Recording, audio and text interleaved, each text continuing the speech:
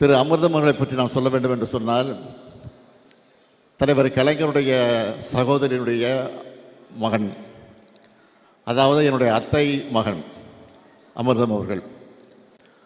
அதேபோல் இன்னொரு சகோதரி, தலைவர் இன்னொருடைய சகோதரியுடைய மகன்கள் தான் முரசொலி மாறன், முரசொலி செல்வம். ஆக இந்த மூன்று பேரும் தான், அது நானாக இருந்தாலும் சரி, அழகிரி அவர்களாக இருந்தாலும் சரி, முத்து அவர்களாக இருந்தாலும் சரி, தம்பி தமிழரசு அவர்களாக இருந்தாலும் சரி, செல்வியாக இருந்தாலும் எங்களை எல்லாம் அவர்கள்தான் வளர்த்தார்கள்.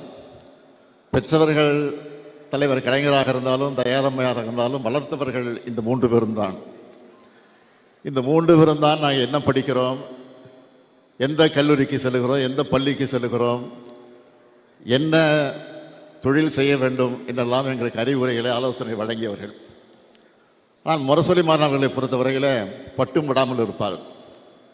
முரசொலி செல்வங்களை பொறுத்தவரையில் ரொம்ப சாந்தமாக, எதை பற்றியும் கவலைப்படாமல், ஏதாவது எங்களுக்கு பிரச்சனை ஏற்பட்டால் அதை உடனடியாக நிவர்த்தி செய்து விடுவார். அவ்வளவு சாதகமாக எங்களுக்கெல்லாம் இருப்பார். ஆனால் அமிர்தம் அப்படி இருக்க முடியாது. ரொம்ப கண்டிப்பானவர். இன்னும் சொல்ல வேண்டும் சொன்னால், என்னை அடித்திருக்கிறார், இந்த கன்னத்தில் என்னை அடித்திருக்கிறார்.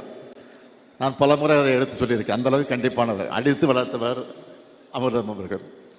ஆக அப்படிப்பட்டவுடைய பேத்திக்கு நடைபெறக்கூடிய இந்த மனவிழாவிலே கலந்து கொள்கிற நேரத்தில் நான் உள்ளபடியே மகிழ்ச்சி அடைகிறேன்.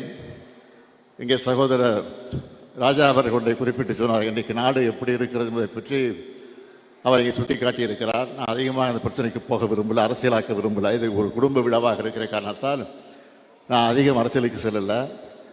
ஆனால் ஒன்றை எண்ணி பாருங்கள், இன்றைக்கு அமிர்தனுடைய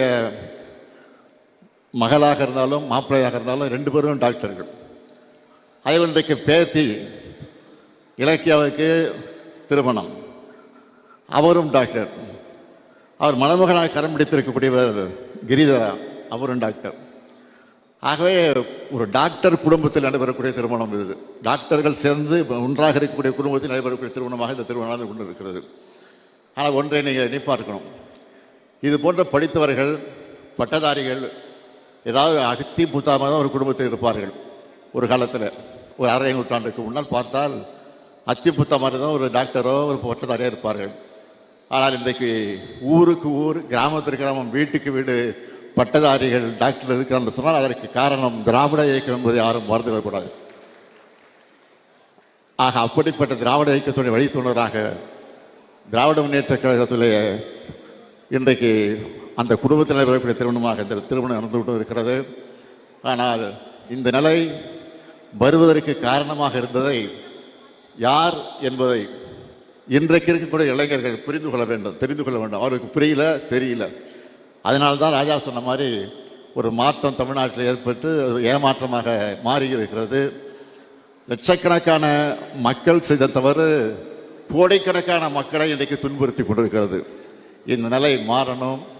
எனவே இந்த நிலை மாறுவதற்கு இந்த மனவிழாவில் கலந்து கொண்டிருக்கக்கூடிய நீங்கள் வரக்கூடிய காலகட்டங்களில் சிறப்பான வகையில் சிந்தித்து பார்த்து செயல்பட வேண்டும் என்று உங்கள் அன்போடு கேட்டுக்கொண்டு, இன்றைக்கு இலக்கியாவாக இருந்தாலும் டாக்டர் கிரிதராவாக இருந்தாலும் நான் அதிகமாக அறிவுரை சொல்ல வேண்டிய அவசியம் இல்லை. நீங்கள் பெற்றெடுக்கக்கூடிய குழந்தைகளுக்கு அழகான தமிழ் பெயர்களை சூட்டுங்கள். எப்படி கலைஞர் தன்னுடைய குடும்பத்தை எல்லா குழந்தைகளுக்கும் எல்லா பேத்திகளுக்கும் தமிழ் பெயர்களை சூட்டி இருக்கிறார்களோ, அதே போல் நம்முடைய அமிர்தனுடைய இல்லத்தில் நடைபெறக்கூடிய மனவிழாவை நான் கேட்டுக்கொள்ள விரும்புவது, மணமக்களை நான் அன்போடு கேட்க விரும்புவது, அழகான தமிழ் பெயரை சூட்டுங்கள் என்று அன்போடு கேட்டு, வாழ்க மணமக்கள். புரட்சி கவிஞர் பாரதிதாசன் எடுத்து சொல்லியிருக்கக்கூடிய வீட்டுக்கு விளக்காக, நாட்டிற்கு தொண்டராக மணமக்கள் வாழ்க வாழ்க வாழ்க வாழ்க என்று வாழ்த்தி விடைபெறுகிறேன். நன்றி, வணக்கம்.